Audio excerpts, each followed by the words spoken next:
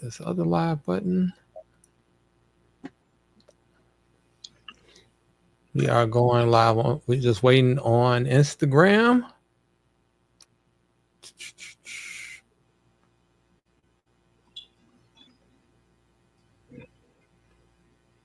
Instagram be taking forever. Mm-hmm. Like when you hit the button, it's like, okay. I ain't been live on IG in a minute. Yeah, well, yeah, it's the software, but for some reason, it is not going live on Instagram, and I don't understand why. But one stream is not going to stop the show. That's right. All right, so we are live. We already got one viewer, which is pretty cool. Thank you for showing up.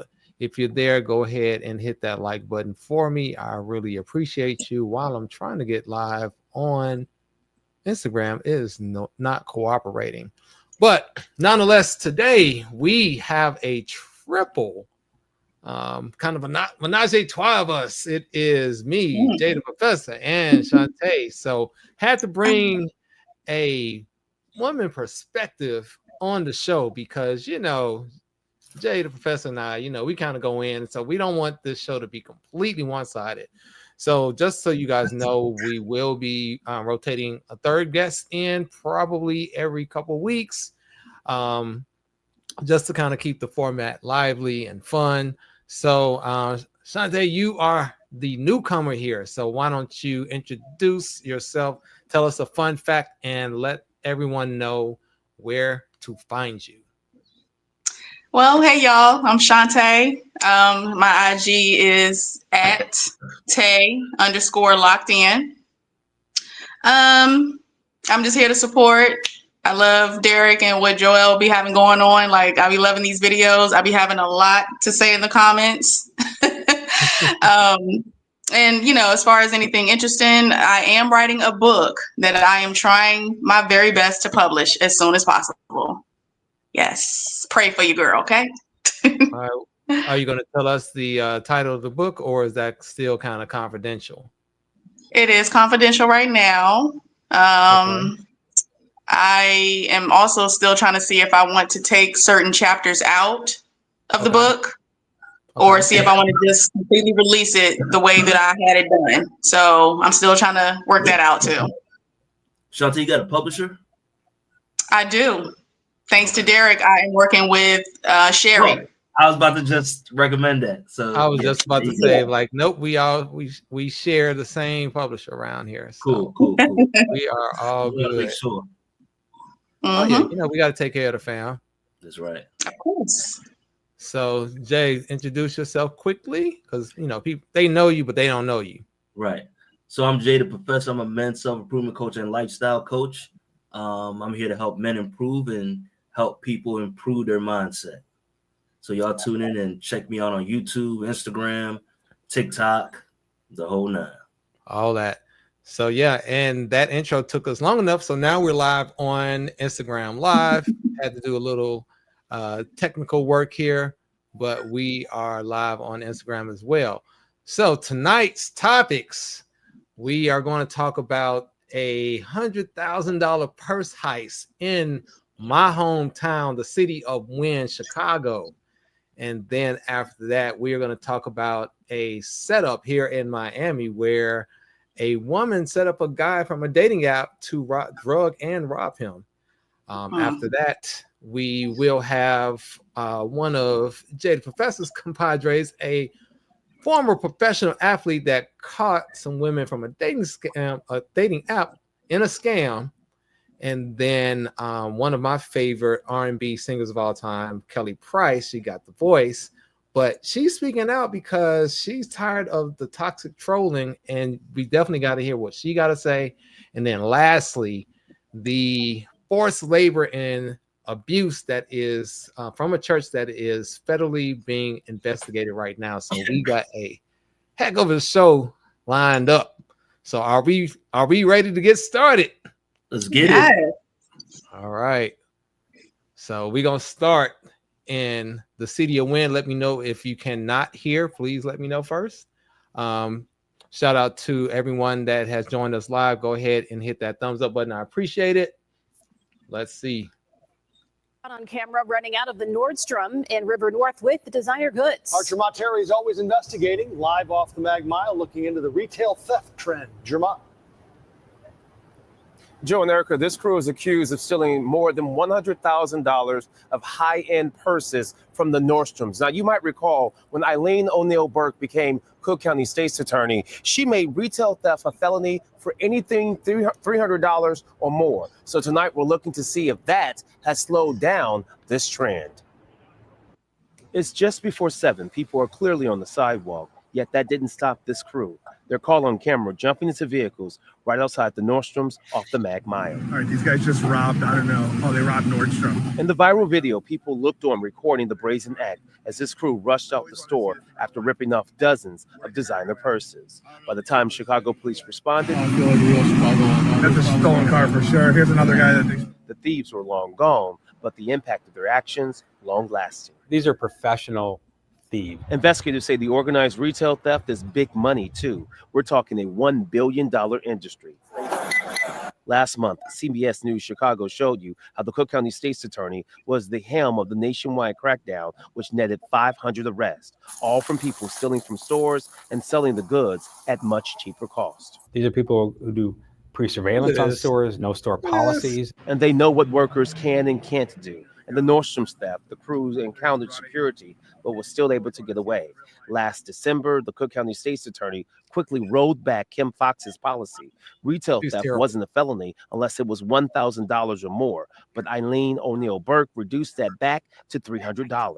Earlier this month, the Cook County Sheriff's Office arrested a trio accused of stealing $10,000 from Lululemon stores in the city and Burke. And when we examined Chicago police numbers in District 18, which encompasses the Mag Mile, so far there have been 1,107 felony thefts, down 3% from the same time last year. And when you look at felony, now, do y'all notice a trend right here? What do we see that's in common right here? Typically in black cities. Yeah, Chicago is the blackest of black cities. I can tell you that. And the funny part is, you know, that Nordstrom is on the Magnificent Mile. So anyone that knows anything about Chicago, that is probably the nicest area in the city. Is kind of where all of the high-end stores and restaurants and everything else, that's where are. So the people that are robbing them live nowhere close to that neighborhood. So let's be clear. And the getaway cars, you know they're stolen. Right. We already know. And so the lady that they were talking about was Kim Fox, and she was like, well, it's not a felony unless you steal over $1,000. So basically people are going in, stealing stuff for like $950 and just walking out with a slap on the wrist. So, and then of course you got security guards. They don't have armed security guards, number one, and two, the store don't want to stop them because they don't want to be liable for a lawsuit. So there's a whole bunch of problems and lies there. So question is, first of all, what do you think about this, and what do we do to fix it? That's crazy. I mean, it's just, I'm just trying to figure out how security just let them do that. You know what I'm saying? Like, so was they just like watching them do that? Like, yeah, that's exactly, you know what I'm saying? Like, secure the store. Like, have you seen in California, especially San Francisco and Oakland, how they can just walk in and walk out, like, and security just look at them? So yeah, I mean, there's a lot of cities that have very liberal policies, we'll just say that, allow these criminals to just walk in and walk out with no consequence. I mean, it's worse out in California, but even if you do get arrested in Chicago, I mean, you're not going to stay in jail anytime at all. It's kind of like, all right, pay $100 and then you'll be out. It's like street cred doing that. Yeah, and well, not only that, all the stuff you stole, you're gonna make that little money, that little slap on the wrist, you're gonna make that back because you're just selling. You know, they stole $100,000 in purses, so we already know that's probably somewhere between 10 and 50 purses. So even if you got a $5,000 purse, you know, they selling it on the street for $500. That one purse is everybody in the theft rings bail. So That's just no crazy. consequence. So, and of course, it's the YNs that are doing this nonsense. So it's a couple things. They done stole a car, they went in here and stole purses, and then they don't get caught at all. And they just have a whole ring, and nothing's really being done about it. Yeah, man. And these wines are they're unstoppable, man. They're just Oh, they're stoppable. It's just they're not stoppable there. It's yeah, just right. It's just like they walk, you know, the way they walk around, they're like, ain't nobody gonna tell me nothing, you know, and yeah. they got that mindset. So yeah, and then we wonder why the National Guards are heading up there. Oh, they're on the But way. they, even though they don't want, because our city is safe. Chicago? Psh, Yeah, they're sleep. Whoever said that, they sleep. well, it's a whole large population of sleep people, because you have you've seen the news. They don't want the National Guard there because crime is down, according to Governor Diabetes and the mayor. That is not what it is, and it's insane. But I'm probably going to do a live just specifically on my own city, because I just feel some kind of way about the way things have changed, and one of the reasons that I'm no longer there, one of the several reasons, but it's a mess. But I digress. Any final thoughts on YNs and all this retail theft and lawlessness in Chicago? Now, Derek, let me ask you this: you growing up over there? Yep. You know, doing when you were coming up, I Mhm. know crime was still prevalent, but was it in this? No.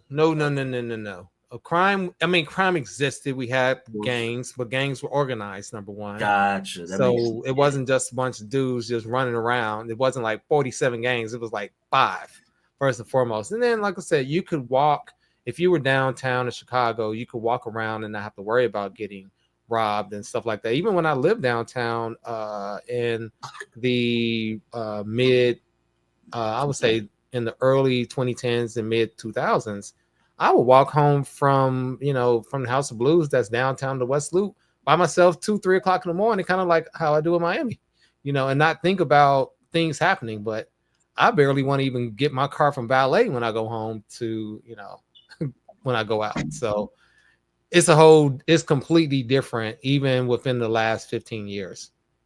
Wow. It's a whole, like, I barely even recognize. I mean, it looks amazing.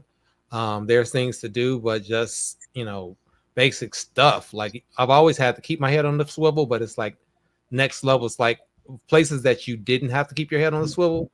Now you do. Before, like, if you're in the hood, you rolling out in the hundreds on the south side, of course, but you don't expect to have to do that when you're downtown in the West Loop and stuff like that. But now it don't even matter. They steal these cars and they just do their thing. Yeah, I find it very interesting. Kind of the same in my area where I grew up. The same thing. People are like, man, it's not the same. You walk around, you got to really keep your head on a swivel, because the rise of the term YNs, and these YNs are no one's stopping them. So they're just doing what they want. Yeah, they don't have a leader. That's what I'm saying. That's how it's a little bit different, gangs and stuff. And it was more of a criminal enterprise. Now it's just a bunch of independent operators. So and then, independent operators. and then the political climate allows the crime because it's profitable for them. Because if it wasn't, then they wouldn't allow it. So you always got to trace the money. Look at the money trail. That's what it always is. No matter what, it's always about money. Yeah. Let me ask you, what do you think about what happened with Jussie Smollett in Chicago? We knew. I mean, first of all, he's not even a credible person. So I already knew that was a scam. I don't even know how people even fell for that. Listen, I've lived there my whole, I'm born and raised there. He's talking about some Laura Wacker. He going out to get a Subway sandwich and some MAGA people rolled up on him in Chicago. Man, only thing some YNs might have rolled up on you, but ain't nobody rolling. Like if he was in Schaumburg, like one of the suburbs or something like that, that story might have been a little more believable. But you downtown Chicago, man, come on, dude. Like if he had said he got jacked by some YNs, yeah, I definitely believe that. You know what I mean? But I watched the documentary and I just was like, even when I first heard the story, it just didn't make sense to me. Yes, You know, if I'm it was like, the yo, other it's way. like it's super cold in Chicago. Ain't nobody think about you at 2 or 3 o'clock in the morning. They Like, are, but it would have been different if he was wearing a Magda hat and then that would have happened. That would have right. been more likely of a scenario. He could have been wearing Yeah. a Magda hat and then some YNs pulled up on him and beat him up. Now that would have been a believable story because that Yeah. is, the hatred is hilarious because there's a whole Trump building downtown, but the hatred for him, that would not surprise me at all. Yeah. Yeah. And it's a pretty nice building too, by the way. But I digress. So next story. So we're going to talk about the blind date thief who drugged and robbed a man down here in Miami. So I'll be telling fellas, this is really big when if you're a world traveler and you travel to places like Colombia, to Brazil, Thailand, especially places like that. And when you meet ladies, do not bring them back to your place, put everything in a safe, or just don't bring them to your place. Because if you do, put everything up and do not take anything from them because they are going to drug you and they're going to rob you and going to wake up naked with no passport or stuff. So something similar, not as diabolical, happened here in Miami. So let's check out this story.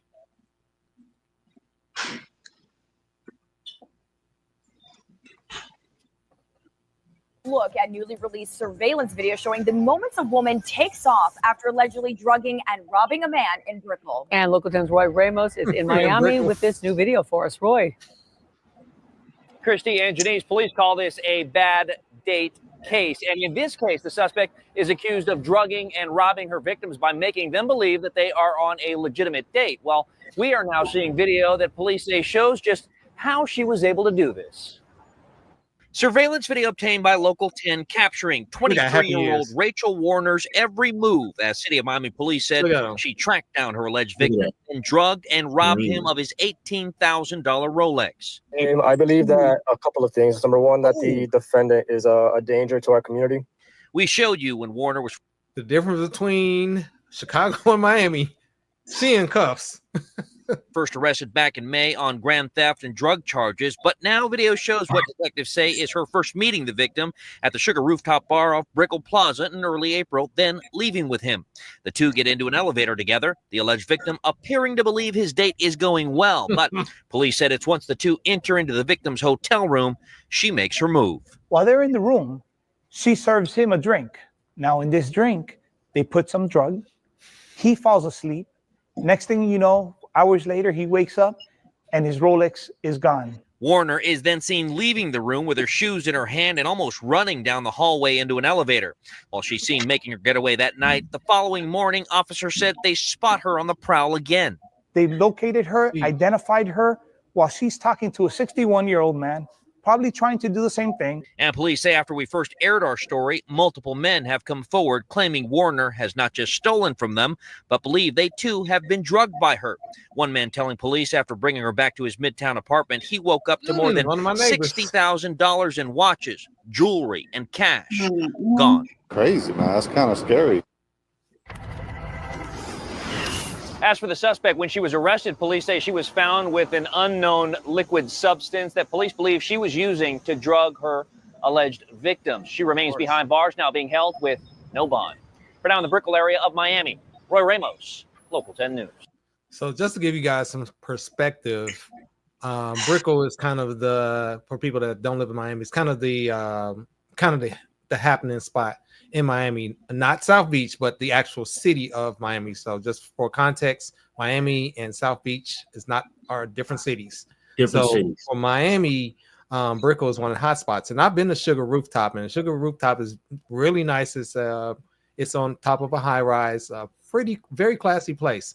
So this guy thought that that he got lucky, and he's just like, yeah, I'm gonna take her back to the house, blah blah blah. He probably flexing his rollie and telling her about what he does. You know how it is out here in these streets. They're gonna pontificate all their assets, and so she's like, yeah, and because women like that know how to spot. Like he's a target. He's very easy target. And if you listen to the news report, she has gotten several other guys, and she was sitting there talking to a 61-year-old man. You know, you look at that guy, I didn't see a close up, but you can just tell from that guy and looking at her, you already knew that wasn't a match. Right? So how do you think he got her? Yep. I definitely think that he was probably just flashing what he had to try to get her attention. You know what I'm saying? Absolutely. Because I mean, he wasn't that cute. You know what I'm saying? Like at all. Had I don't know what kind of thing with some gold flakes on his hat and just I don't know. It's like none of it made sense, and that was my thing. Right. Like I'm looking at him and I'm looking at her, and I'm like, none of this. Like, okay, so let's play this. His outfit looks stupid. I mean, it just looks regular. Like he looks like a dude. Yeah, like she just picked him up at 7-Eleven or something. Right. Yeah, I'm like, look at this hat. So that's what I'm saying. It's like, yo, I mean, it doesn't make sense. Like I'm looking at her, looking at him. Yeah, and she's like, she ready, and they got drinks in their hand. She got drinks in her hand, so she probably already spiked it. Yeah, crazy work. So that's one thing I know about traveling when you go out and you meet women. And I know it's tough for women and stuff. You got to be careful, but guys got to look out too, because this happens a lot. It used to happen in foreign countries, but now it's in America, especially cities like Miami, because it is diabolical out in these streets. Thoughts? Very true. Yeah, it's just crazy. This is a lot of dudes are too green when it comes to picking up chicks out in the streets. You know what I mean? Explain green. What do you mean? Green, man, like they're way too easy. You know what I mean? And put themselves out there way too much, where they're flexing their watch and gold chains and stuff like that in the city of Miami, and not understanding the climate of Miami and the nature of Miami, what could potentially happen to Miami. This is because when I worked security, this used to happen all the time. Because I used to work security on South Beach at a hotel. So I used to write reports all the time about this exact accident. Right. Every day this happens in Miami. Every day. Literally every day. And we'll catch them on camera running. So that's literally her job. Her job that is what you call a scammer, ladies and gentlemen. That is a scammer. And so when I see these people, I hate to say it, but I think one of my neighbors is one of those scammers, because stuff just don't be adding up. Yeah. Yeah. Like nothing about her says job. I'm just gonna say that. Yeah. And so, Sade, what you got to say? Y'all just got to be careful out there. We all do, because I don't know. It just didn't make sense. As soon as I seen them together in the elevator, I'm just like, ooh, that's a mismatch. Like, it just didn't make sense to me. So I'm like, ooh, you about to get got, sir. Yeah. A lot of guys just have no idea how to read the room. Yeah. That's the other problem. He probably I hate dudes. So dudes like that get on my damn nerves, man. I get a kick out of it because I'm just like, at this point, we have enough information to make better decisions. So when we don't, the consequences are the consequences. I got no sympathy, man, at all. So speaking of sympathy, we're gonna leave Miami and go to my other favorite city, the A, also known as Atlanta. Football player. So you already know this is about to be some mess. So this is one of your former colleagues. So let's check it out. NFL player and Georgia native was arrested in Roswell today. Police say Daryl Buster Scrine met women on dating sites and scammed them out of money. Fox 5's Denise Dillon is live in Roswell tonight. Denise, investigators say Scrine was on the run from authorities in Canada when he was arrested. Yeah, that's right. He was arrested in Canada on bank fraud charges. But authorities say while out on bail, he removed his ankle monitor and disappeared until now. tonight. He is in the Fulton County Jail with a whole new list of charges against him. We arrested former NFL player Darryl Screen on 18 criminal charges. His mugshot from the Fulton County Jail may say Darryl Screen, but on the gridiron, everyone knew him as Buster Screen. Play for the Bears. Ain't that something? School, then the University of Tennessee, Chattanooga, and then went pro and made millions. He was a 5th-round pick for the Cleveland Browns in the 2011 NFL Draft and played for the Jets, Bears, 49ers, and Titans before retiring in 2022. The following year, he was arrested in Canada on bank fraud charges to the tune of about $100,000. About a year later, he was released on bail with the expectation of being monitored through GPS monitoring. He was able to remove that GPS monitor and fled to the United States. Roswell police say last month a woman reported she had been financially exploited by Screen, and she wasn't the only one.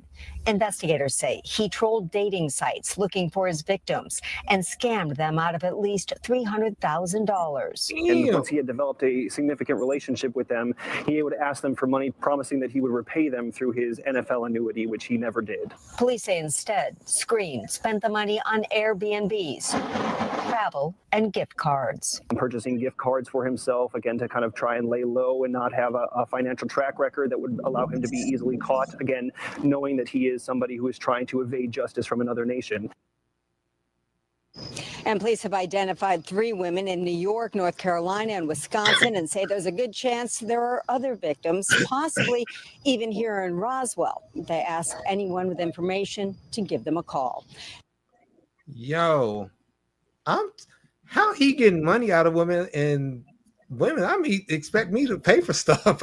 Like, what am I doing wrong here? First of all, you played in the NFL for 6-7 years. He went to 5 teams. So he was drafted. Yeah, he went to 5 teams. So he's a journeyman, probably 7 or 8 years. So even as a journeyman, you're still accumulating Multiple a lot years. of income. Mm-hmm. Right. I mean, it's so for you to. He probably went broke. What I said is he probably went broke. Oh, yeah. Went in the wrong way. Typical. Then what happened was he probably, towards the end, he was like, "Damn, I'm broke. I gotta do something." And him probably being from, one of those cities, right? Having no, we know the vibes, and yeah, we know the vibes. And said, "Hey, let me try to come up with a lick and use his NFL charm." And hey, I come from the league. I'm about to get because he should be able to get his pension, his NFL pension, since he played more than 5 years. But I think they're gonna put that to a stop now. Yeah, probably so. Let's see. I think I got a little information on him here. So he was arrested in Roswell for scamming. 18 charges, roughly $300,000. He was one of the counter. He was charged in $100,000 check fraud before fleeing while out on bail. So he was a cornerback. So yeah, this is crazy work. I'm trying to figure out. Wow. I'm wondering where he came from. Let's see. Grew up in Cherokee County. So that's out in the boonies. Then he went to UT Chattanooga, played for the Browns, Jets, Bears, 49ers, and Titans. The 36-year-old retired in 2022. That's like 3 years ago. So this dude he just ran through all his money right away. He must have. Yeah. Because that was my first thought. I'm like, hold up, don't the NFL pay really well? Like, why are you scamming $300,000 out of folks? And he got some guaranteed money. He got guaranteed money, and he was on the active roster. And when you're in the active roster, like, it's one thing to be on a practice squad. You're getting 12, 13, 15K a week. But if you're on the active roster, every Tuesday, you're getting $100,000 checks. Every Tuesday. More than that. And he probably had endorsements. Those guys get money in all different angles. So for him to even do that, he must have probably blew money to the club, anywhere that was wild or whatever it was. Oh yeah, he was probably tricking it. He was probably tricking it off. He was definitely tricking it off. Like, Shantae, how as a woman, how do you let because he's an athlete, so women. He's in that that probably somewhere between 1% to 5%. He's gonna be 6 feet. He got 7 figures, and definitely a six pack because he's an athlete. So how do y'all get scammed out of stuff like that? It ain't no y'all. That's the first thing. Okay, women, your contemporaries. I mean, I will say, well, the first thing I noticed is that he was cute. He was very attractive. I'm like, oh, he's definitely cute. You know what I'm saying? But he wasn't cute enough for me to send him any money. You know what I'm saying? Like, he's not that cute. Nobody ever is, in my opinion. I just think that, because that story actually reminded me of the documentary that I had looked at called The Tinder Swindler. And this dude was just, he would match with women on dating apps on Tinder, and he would swindle money from them. And I mean, thousands and thousands of dollars. He would say that he's coming to see them. He would send them pictures of him flying in jets, like new watches, designer clothing. But the women would just be like, oh, so when is he coming to see me? And then he would come up with this crazy story like, oh, I'm being chased. I owe people money. And I just remember watching the documentary. It was like, seriously? Like, seriously? You know what I'm saying? And it's like, I just honestly think that, I mean, I can't speak for all women, but I think that, I don't know, some of them are just easily manipulated. I mean, I don't know, gullible something, I don't know what the word is, but I just remember watching that, and it was almost like a play-by-play of that clip that you just showed me. Like, It's crazy. I wonder if because my thinking is he done met up with these chicks and said, oh, blah, blah, blah. And then he done slow roasted that money out of them. Because I just have a hard time believing he just kind of matched with them. Then like, yo, let me get 10,000. Let me get 5,000. I just have a hard time. I feel like he didn't rent it out. Like he said, they spent that money on the Airbnbs. He probably got some lavish Airbnbs and, was doing all this other nonsense. It's crazy. So Nico, have you dated an NFL player? I mean, I wouldn't even put it past him to even like not have met all of those women, because it depends on how many women he actually got the money from. And my thing is that if you broke or going broke or whatever the case may be, I still don't think he was that broke. I mean, flying out to see all of those women, unless they all live in the same state, is going to be hard. You know what I'm saying? Like he would have to, one minute he with one chick, the next minute he got to go to another chick and come up with a story to be with the other chick. So I'm like, he probably didn't even meet up with all those women. So I'm like, how did they give him money? Like, I don't know, man. Yeah. I feel like he met up with him. I don't know. Jay, what you think? Jay, what you think? Oh yeah. So what I was about to make a point. How with these women, with your contemporaries, Shantae, how do y'all fall? Like, how does why would a woman want to even give a dude money though? Like to me, I don't know, I'm not a woman, but from their perspective, a dude asks you for money, that's kind of like head to the mattress. But yeah, he seemed like he became a homosexual. I mean, it's definitely a turn off. Definitely. Yeah, I mean, you know what a homosexual is, right? Yeah, of course. And sweet talking his way through, and next thing you know, he moving in. Yeah, he won't have no address. He wears forwarding his mail. Yeah, he wears flip flops and white beaters and Nike shorts. And yeah, we know these guys, man. We see them all the time. It's insane, man. Like you can't make Shantae, me and Derek went to an event this about a year ago or a couple months ago or something like that. And literally as we were talking, I was like, Derek, I guarantee you, the guy and the girl were walking towards their car. I said, Derek, you want to bet that the guy is gonna sit in the passenger seat? Oh yeah. And the girl's gonna be the one driving. Yeah. I guarantee he's sleeping at her crib. I guarantee it. Yeah. He was a passenger prince. There was no doubt about it. Yeah. And of course, he was a passenger prince. He was rolling up. He was just chilling. He was living his best life. Literally. Yep. And she probably was a professional. She probably had all her shit together. you know, she probably had everything lined up, and he was just some dude from her hood that she was really attracted to, that she would hope that she can change and he can elevate. But she did drive an Ultima though, so you know, people she already know if you drive Ultima. I hate to say it, you drive them Ultimas and Kias. I'm just saying, there's a stereotype, and stereotypes have a root. It's not all, but it does have a root in reality. Yeah. Lord have mercy. So next segment.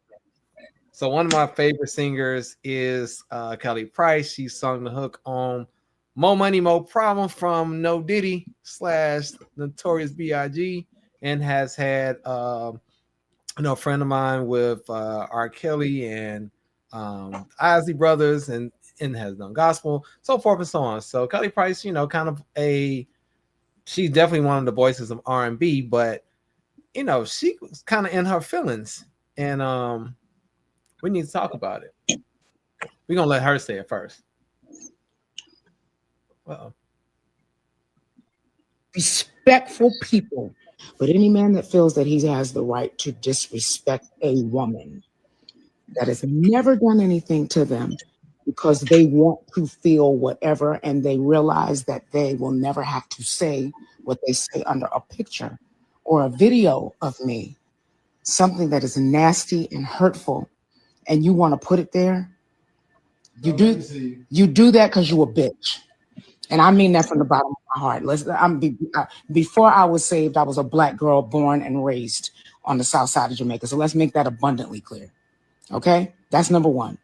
Number two, to you women activists out here, you DEI hires who can ready to lose your job if you haven't lost it already, because guess what? I haven't lost mine, and I'm not going to lose it. Because while you fighting for somebody in another culture to get your job, God gave me my voice. And yes, Black women, you are some of the most nasty, disrespectful people. But any man that feels that he has the right to disrespect a woman, I'm letting you have it right now, because ain't nothing you can do about that. And while you looking for a new job, I'm still going to be selling out theaters and venues looking like a fat slob in clothes that you said that I look nasty in, and my feet are so damn big, and who dressed me. I'm still going to be making my money. I don't even do this, but I'm so sick of Black people and their bullshit. I'm saying what I want to say. If you got a problem with what I'm saying, and Lord, pray for me, because I'm not there yet. I'm not there yet. Okay? I'm not there yet. Black women, you are some of the most nasty, disrespectful people on God's planet Earth. The things that you say about other Black women, but you're an activist. And find yourself, because a degree does not give you class. Find yourself, because a degree ain't going to get your stupid ass into heaven. Find yourself, because being a keyboard thug on social media ain't going to do nothing but get your ass whipped when somebody walk up on you that don't know, that you don't even know is watching you. I said what I said. Damn, Kelly. Woo. I guess she told y'all. That degree ain't gonna say that. I couldn't help but laugh, man. Damn. Somebody has some vitriol. Hold on, we gotta go back and see what the comments were. Sheesh. Woo. So, y'all can't see these, but I'm gonna read them. She said R&B. Let's go to the article, because that was diabolical. My goodness. Let's go to the article. So, all right. Kelly Price has some words for Black women who have trolled her in her comments on September 2nd. She took to Instagram Live with a fiery message aimed at women who said she's been nasty and disrespectful. Man, Kelly Price 52. She did not hold back. Any man who feels the right to disrespect a woman has never done anything to him. You are a B word. And I mean that from the bottom of my heart. So she had smoke for the guys and the women. And then she was like, so next, let's see. She turned her attention to what she called DEI hires, insisting that people are losing their jobs, but she ain't gonna lose hers. Yeah, she cooked on that one. Basically, they were mocking her weight and her wardrobe and her shoe size, and she's like, "Listen, I'm good. You ain't got to worry about it." And so the thing was, I guess those comments, she really was pretty upset about that. What do y'all think about what she had to What say? did they say? I want to know the comments because, ooh, wait a minute, Kelly. Right, I'm trying to find the original. I mean, ooh, she took it to the DEI and everything. Sheesh. She told y'all. So here is her. Let's see. Trolls beware, and God forgive me for cussing I did in this live. So she didn't say what they said, but you got a lot of supportive comments after she didn't kind of gave a scathing. Do you know that purchase your music, go to your shows of Black women? Do you know that Black women are DI hires because they are the most educated women in the world? Joel, did you know that? Do you know? What? I'm just reading. Well, yeah. Good. Continue reading. Do you know that your voice can be taken away from you, but their education and experience can't? Please do better and think before you talk. If you have an issue with a specific person, the person direct your anger specifically at them. Also, did you forget who you speak of? A Black woman. Well, number one, I wish I had a thumbs down button. I'm going to respond to that comment. And the thing is, why do you have to factor in degree with everything? You know what I mean? It's just like what she was saying had nothing to do with the damn degree. What she was saying is how people were being disrespectful to her. She's like, don't you really? It's just like, yeah,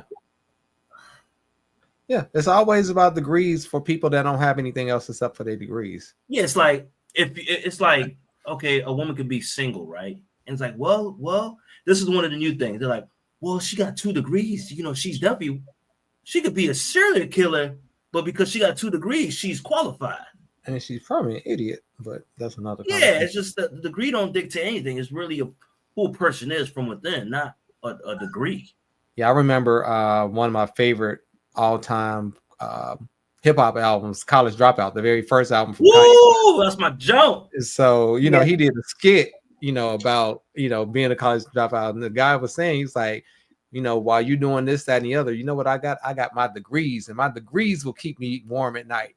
That was kind of like Kanye was mocking. I can't play it obviously on YouTube, but he was saying that because that's how people think about degrees. She's just being specific to women, but a lot of people, like, their degrees is like that's their life. Yeah, it's like, and that kind of pisses me off because, like, I have 2 degrees, and people, I don't brag about it. People don't even know that. You know what I mean? He said, when I saw the bonnet, I knew Kelly was about to go off because she really comes on. That's the first thing I noticed was the bonnet. I was like, oh, she about to read us. She about to read us. Bonnet and glasses. You don't hear from her, though. I don't understand why people are coming for her. You don't hear from her. She's been under the radar. Yeah. For years. Yeah. So somebody had to really upset her because that doesn't even sound like Kelly. You know what I'm saying? Like, I still can't believe it, I'm in shock. She's been, disrespected because if you remember the More Money, More Problems video, they didn't put her in it because of her weight. She's not a superstar because of her weight, because she definitely can out-sing pretty much any R&B, modern R&B singer, say Whitney Houston. She can pretty much sing circles around anybody else. If she looked like Rihanna, it'd be like Beyonce who? Yeah. I'm just saying. Like I said, she looked like Rihanna and had her voice. Yeah. Crazy work. And she's been doing and the bad part is she's been doing gospel for a minute, so it's probably the church folks talking about her. Oh, it's definitely the church folks. Yeah. They're the worst ones. Exactly. What it is. The church folks are the most. I'm gonna say this. The black don't get struck down. No, black church folks are one of the most brutal, judgmental group of people. I've seen it for years and years, and that's what turns people off from going to the church.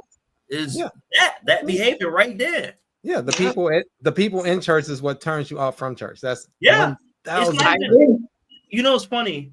whenever I talk to somebody and they talk about their experience, so I'm never going to church ever again. And it's never, in some instances about their beliefs in religion and the Bible, but in most cases, it's the people. It's the people. Most cases, it's the people and the behavior that happens in church. And it's like a cult versus a relationship with God is more of a, that's a different conversation. But, it's a good segue because in our next story, we're going to talk about a church. Oh, man. Let me go in. I'm going in on this. You see what I did right there? Y'all see what smart man. There you go. Hey, you see what I did right there? There you go. All right. You got me hot right now. We're about to leave Miami and Atlanta. Now we're about to come back to Florida, to Tampa this time. And so we are going to the Kingdom Church. And unfortunately, this particular church is under investigation for forced labor and some other financial schemes. So there are a few news clips that I want to go through, and then we're gonna discuss each one. But let's go through the first one. Facing federal charges tonight. They're at the center of what investigators are calling a multi-million-dollar conspiracy involving money laundering, forced labor, and abuse. This follows multiple FBI raids this morning, including at a home in the... I'm sorry. Look at that home. That's the pastor's home. Oh, wow. That is like a castle. That is a castle. That is not a house. That is a castle. Go ahead and continue because I got a lot to say. Affluent Avalon neighborhood in Hillsborough County. This was part of a nationwide takedown. Fox 13 is covering this investigation from multiple angles. Our Kylie Jones is at the federal courthouse in Tampa, diving deeper into the church and its leaders. But we begin with Aaron Mesmer live in Avila with more on the raid and reaction from neighbors. Aaron. Yeah, Haley, and these neighbors were absolutely stunned by what went on this morning. Neighbors in this community, they woke up to helicopters and FBI agents raiding a home in Avila. And once they found out why those federal agents were there, it was even more surprising. Some of you say, I don't have 100,000, but you have 20,000. You have 50,000 here, or you have 10,000. That's video of David Taylor asking viewers to send money to his church. Federal authorities now say Taylor used donations to fund an extravagant lifestyle that included this massive mansion in Tampa's affluent Avila community. FBI agents raided the home Wednesday morning. It's very surprising to hear that type of thing was going on again right in your backyard. It's unclear what authorities took from the home. This view from Skyfox shows several cars lined up with gift bows on top. Neighbors say the 10-bedroom, 10.5 bathroom, 28,000 square foot mansion is one of the largest in Avila. Because there was like, how could a pastor afford to live in a house like that? According to the 23-page federal indictment, this house is one of several properties throughout the country purchased by Taylor's Kingdom of God Global Church. He's the pastor and referred to himself as an apostle, according to court documents. The indictment alleges Taylor recruited people to work at call centers, referring to them as armor bearers. Investigators say they were his, quote, personal servants who fulfilled Taylor's demands around the clock and were never paid. Taylor and executive director Michelle Brannon are accused of controlling nearly every aspect of the workers' lives, cutting them off from family and forcing them to take contraceptives. Human trafficking advocates say it's a devastating... Whoa, I'm sorry. I had to stop the video right there. What? Forcing them to take contraceptives. Why would they force them to take contraceptives? God will bless them and change I don't know, something. They'll use people. Go ahead, continue. I got a whole speech I got to say about this. But Stating situation. And you really had every aspect of human trafficking. You had individuals who were, brought to a facility that they couldn't leave. They weren't being paid. They had production goals that they had to meet. And authorities say if the workers failed to reach Taylor's monetary goals, they faced punishment, including public humiliation, food and shelter restrictions, sleep deprivations, and physical and psychological abuse. The Crisis Center of Tampa Bay. Wait, they were whooping their ass? What? Oh my God. I told him this is what the devil does when you don't meet the expectations. Oh my God. You getting pissed off. I mean, I know. Who you telling, Shantae? I got a lot to say. Jesus turned over the tables in the temple. My goodness, I don't remember him putting hands on folks. these victims will likely face a long recovery. She says there's another lesson every community can learn from this. This can happen in one of our most affluent zip codes in Hillsborough County. It can happen in your backyard. It can happen in my backyard. As for the folks who lived with alleged human trafficking, fraud, and money laundering happening in their backyards, I hope it's not true, but if it is, you know, he deserves everything he's going to get. Oh, it's very much true. I believe it. And there was also what appeared to be a federal command center set up just north of here at St. Joseph's Hospital in Lutz. Experts say if there were any human trafficking victims at this property, they likely would have been taken to a nearby hospital for care. Haley. Good grief. So he got folks staying at the house. That is unhinged. Well, hold on. Well, wait, there's more. Federal charges in a $50 million labor and money laundering scandal linked to a Houston ministry. An active investigation is happening at the Joshua Media Ministries International, which is. And by the way, this is a different church. You know what? Before we get into this clip, let's talk about the first one because this one's coming out of Houston. So let's go back to Tampa for the first one we just heard about. Shantae, I'm gonna let you go first because I feel like you know, crazy. I'm speechless, man. Like I'm so upset I can't even form words. Like, first of all, when I seen that house, I'm like, oh, look at what my money is going to. You know what I'm saying? Like, you know, but human trafficking and all of that. Like, I'm trying to figure out how he's getting away with this. Like, that's insane. Like somebody obviously people in the church have got to be helping him. You know, it's crazy. Was one that woman that was up there. She was one of them. She's the co-conspirator. It wasn't just him. It's a whole network. Those are just the two figureheads.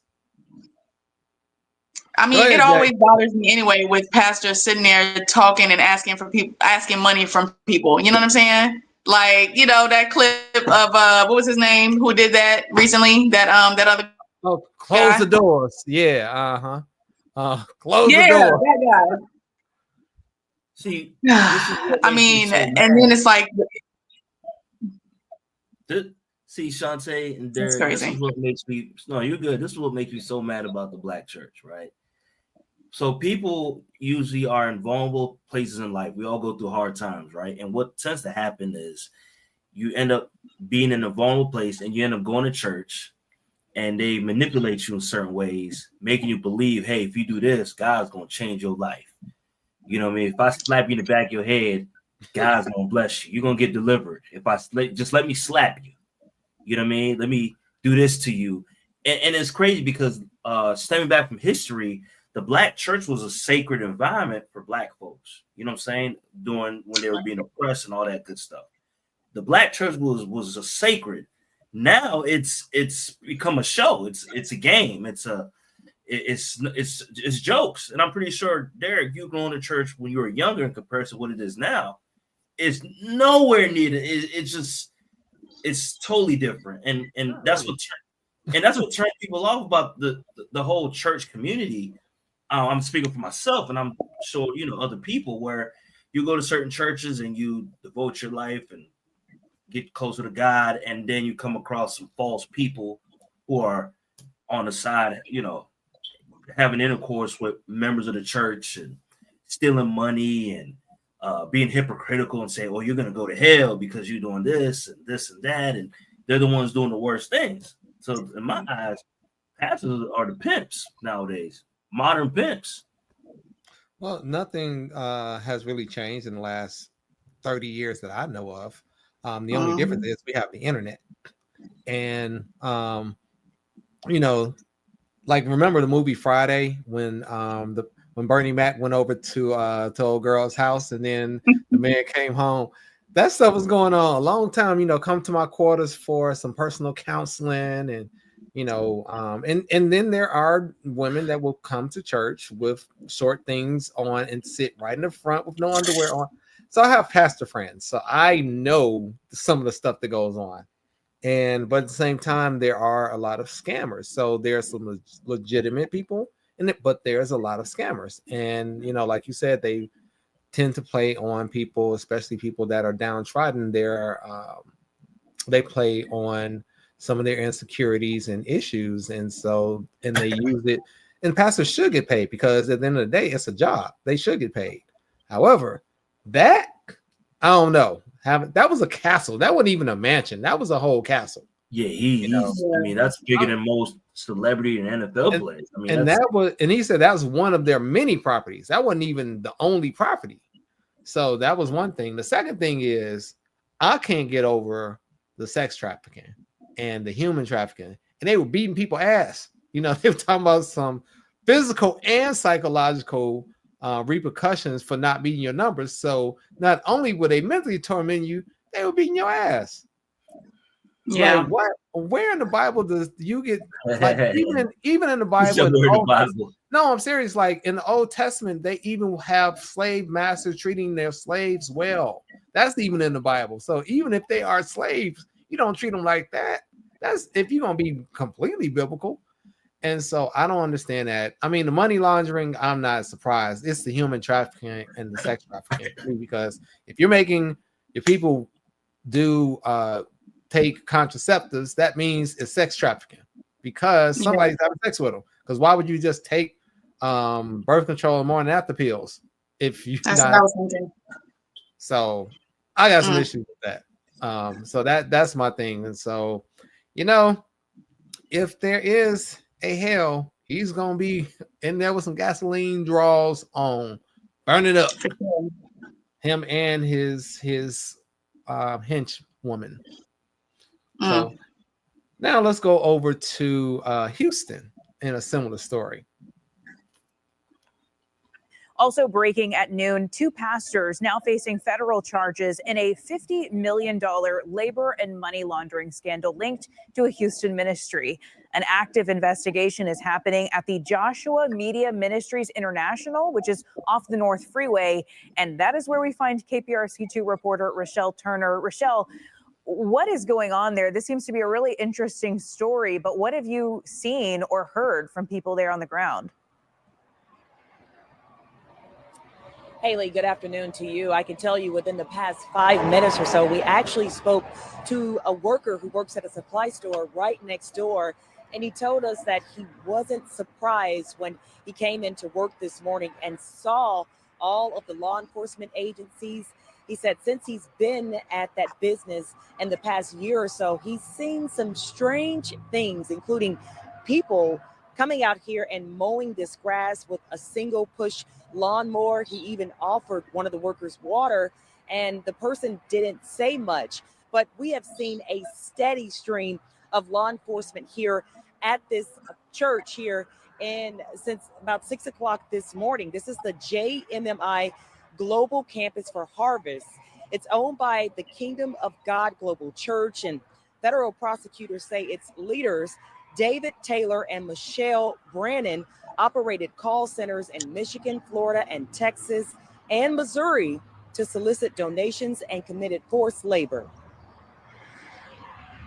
According to the 10-count federal indictment, Taylor and Brannon allegedly forced followers to work in their call centers for little or no pay, pressuring them to meet high donation quotas. Victims allegedly lived in ministry housing or even slept at the call centers with their movements strictly controlled. Prosecutors allege Taylor, who called himself an apostle, required some followers called armor bearers to serve him around the clock. They were allegedly tasked with transporting women to him, some of whom were told to take emergency contraceptives. The indictment also accuses the pair of using millions in donations to fund a lavish lifestyle, buying luxury properties, cars, a boat, jet skis, and more, while threatening victims with humiliation, food restrictions, sleep deprivation, and even claims of divine punishment if they fail to comply. Well, I already knew that part.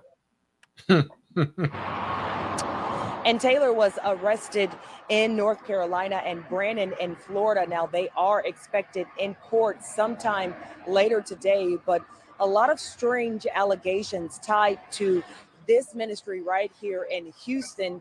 Investigators tell us that they believe more victims will come forward, and they are urging anyone who may be victimized to give them a call. Of course, Haley, this is a story we're going to continue to stay on top of, and we're going to have another report coming up today.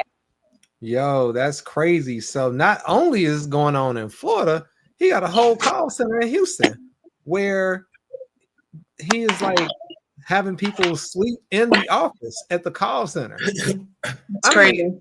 That's crazy. And then he has some people going to get girls and bringing them to him. He's like, he's pimping. It's pimping, is pimping, is pimping. Modern pimps, man. Yeah, the thing is, and this is not representative of even most churches, but boy, when you get one that's, turns people off. Yeah, it turns people off because then it keeps people thinking, makes people think that it's like that for all churches. When this is not. It's not. This is just a small minority of them, and it's a shame that this man and this woman are over here just conspiring, giving people, saying like, okay, we're gonna give you food and a place to stay, but if you don't do what we say, we're gonna take it away. And matter of fact, you're gonna have to come on to the pastor's quarters to put out a little bit, and if you don't, you're gonna get punched in the eye. That's what I took from all that. Divine punishment. What you say, Ashante? I said it's definitely a cult, in my opinion. Like it's crazy. It's just completely crazy. Yeah, I can't stand it. I cannot stand it. Jay? Yeah, it's just the same thing. I mean, same feedback. It's just disappointing because there's people out here that, are seeking solutions, vulnerable, and they go to these churches and pastor's like, yo, I'm gonna slap my meat. Slap my tool. I'm gonna slap my tool on your face, and that's my way of getting close. That's your way of getting closer to God. Yeah, that's it. Holy milk. Oh yeah, whole lot of holy milk. Ew.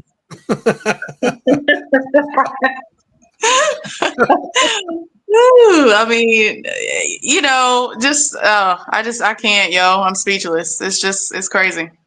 Get a nice little tune-up at church too. Post service. Man, and the funny part is, we always talk about the Catholic Church, but these other churches are just as, you got the priests over on one end messing with little boys, and these people are money laundering and doing grandiose schemes. It's like you can't win.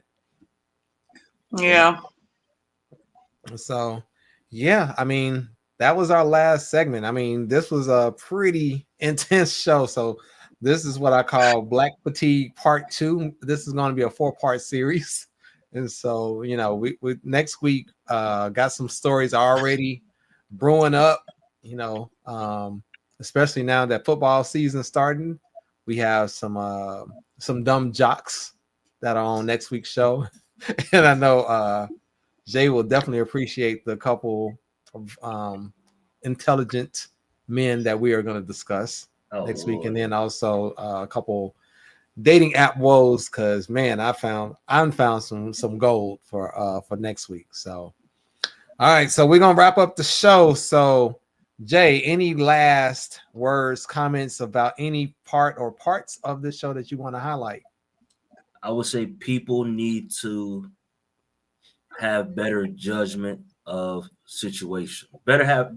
Overall, just have better situational awareness from all clips. I mean, ranging from going to a place like Chicago, living in a city like Miami and getting drugged, and then going to the church where you feel I'm feeling conviction. I like the message. The pastor's telling me this crazy thing. Get out. That's it. Yeah, where can they find you, Jay? Yeah, so subscribe to my channel, Jay the Professor. Also follow me on Instagram at Jay the Professor with 2 R's. And you can follow me on TikTok. And yeah. Cool. Appreciate you coming out, Shantae. Last words. Man, I mean, I would just say, huh? I said this was your first stream with us, so great job. It was. I had a good time. Of course, I knew I was gonna have a good time with y'all. My thing is with the churches, because I have my own personal story. I've shared it with you a little bit, Derek. I didn't go into detail, but when it comes to going to church and, being spiritual and things like that, me personally, I don't go to church, but always use a good level of discernment. If it doesn't sit right with you, if the message isn't getting across to you as you think that it should, if you're feeling some type of way that, no, this is not what church should be, you need to go with that because you're most likely right. Yeah. There is a lot of deception in the church. I feel like there's a lot of deception there first when it shouldn't even be. A lot of judgment, a lot of everything that the Bible says not to do is in the church, in my opinion, from my experience. Oh, no, I agree. Man, listen. I'm with So you. I would just say, to anyone, even if whatever they believe in, just have a relationship with the Creator for yourself. Hear Him speak to you yourself. Like that's what I do. In my journey with healing and everything, I've definitely stayed away from a lot of things, and I'm also making sure that my level of discernment is on point because it didn't used to be. So that's just all I would say about that. Yeah. For me, I would definitely say situational awareness. When you are on dating apps and when you are meeting people in real life, read the room. If for guys especially, if this woman is talking to you, understand why. What's the end game? If it's too easy, it's probably too easy for a reason. You are not Rico Suave, bro. You're not a professional athlete and you're not an entertainer. So if you're not none of those, then it must be something else. So understand and read the room, and do not be inviting random chicks back to your house, especially don't get drinks from them if you do, because that is insane. Because imagine if this guy he didn't live in a secure building or did not have cameras, then he really would have been out the dust. So my thing is, be aware, and women on these dating apps, watch out for pookies, because they coming for you. So, all right. Well, everybody, thanks for sticking to the end. If you have watched the show, make sure you comment and like and subscribe if you haven't already. But I know you have. But just in case you haven't, go ahead and hit that subscribe button. And we will be back next week with Black Fatigue Part 3. Same bat time, same bat channel. This is Steve Lenz. That is Tate. That is Jay the Professor. And we are out. Bye, y'all.